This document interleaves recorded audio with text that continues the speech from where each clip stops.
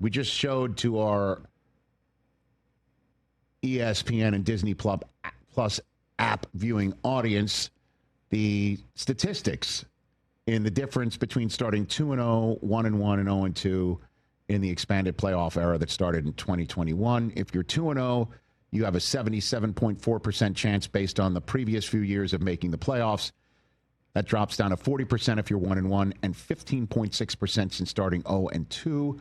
And the reason why, radio audience, we have Patrick Mahomes on the screen as the avatar for this statistic is because he is 0-2 for the first time in his career. The last time the Chiefs went 0-2 to start a season was 2014. It is the only time in the Andy Reid Kansas City era that the Chiefs missed the playoffs entirely. And that's a problem. Certainly, right now, the Chiefs winning their division for a 10th straight year is in extreme jeopardy because they've already lost a division game to the Chargers, albeit on the road. That was a road game for them and a home game for the Chargers that I called on YouTube a couple of Fridays ago in Brazil. Winning the conference from a wild card position is possible. At some point, the Chiefs will get Rashee Rice back from suspension. The question is, when can Xavier Worthy get out there with apparently a fully torn labrum in the shoulder? I mean, whoa. That collision with Travis Kelce was significant. Yeah. 3 snaps into the season. And the Chiefs coming into this year, their mantra was, we'll show everybody that the Super Bowl was an outlier, and we have a plan to no longer grind it out down the field. We want to take the top of the defense off like the good old days. Mahomes showed up as dad bodless as we've ever seen him, and he's looked terrific. Spry, running the ball. He looks vintage Mahomes as he just finished up with this loss to the Eagles, his final game of his career as a 20-something. He will turn 30 between now and the Sunday night game against the Giants. He turns 30 on Wednesday. So he looks great. The question is, how are they going to score points if they can't run it other than him? How are they going to score points if Tyquan Thornton isn't going to be putting the scare in anybody? Although it was 20-10, and it did put a little bit of scare in the Eagles when he did find Thornton in an end zone to take the top of the defense off and make it a 3-point game. The Chiefs just couldn't get the ball back. And the biggest turnaround of this game was when Mahomes targets Kelce, the ball goes off of Kelce's hands right into the waiting arms of the Eagles, who damn near turned it into a pick six despite it. So at 1 second, it looks like the Chiefs are going up for a touchdown, and instead it's the Eagles who turn it into points and wind up with a 2-score lead, which leads me to say this. Chris, I know you were saying, what's it going to look like when the Chiefs don't get the breaks like they did last year? We're looking at it right now. Some of them are their own making. Chris Jones taking the wrong path to Justin Herbert on 3rd and 14 instead of Mahomes getting the ball back to try and win a game with no timeouts left, needing a touchdown in Brazil to beat the Chargers.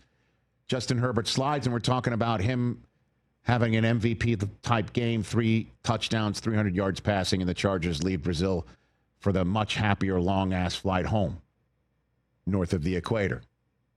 This one, just too many mistakes on top of not being able to run the ball.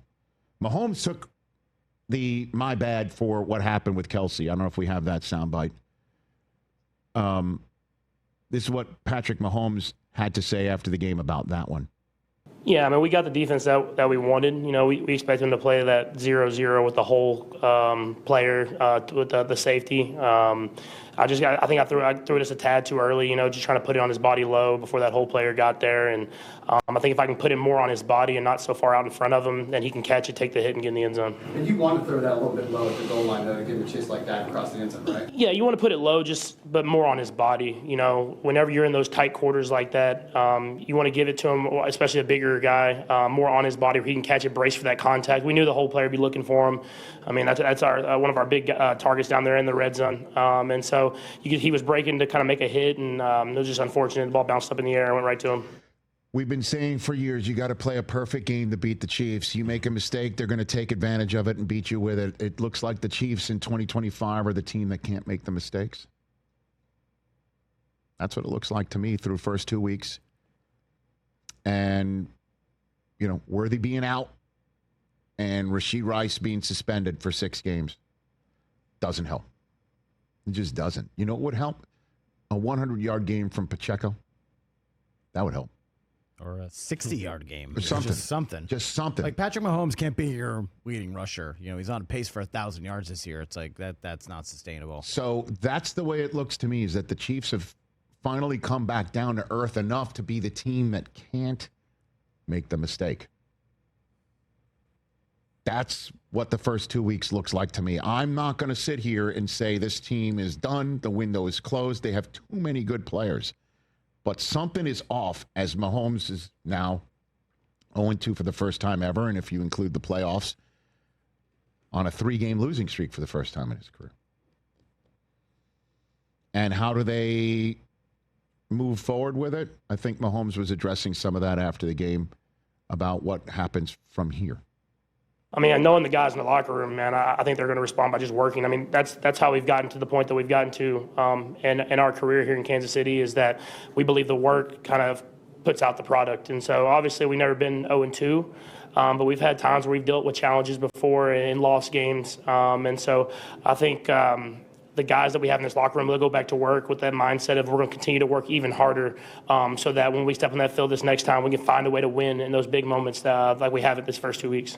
Taking on the Giants and their new deep threat quarterback, Russell Wilson, on Sunday night. Turn back the clock. And that's a must-win. I mean, how many times have we said that about the Kansas City Chiefs in Week 3? A must-win because their next game is home against Baltimore, which would love to take a shovel and throw dirt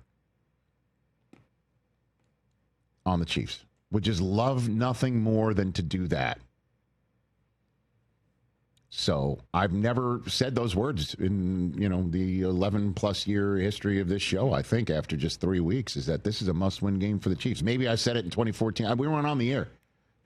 We weren't on the air in Week 3 of the NFL season of 2014. That's how long it's been for this program entering year 11. So the Chiefs are now the team that can't make the mistakes. And they've made enough of them.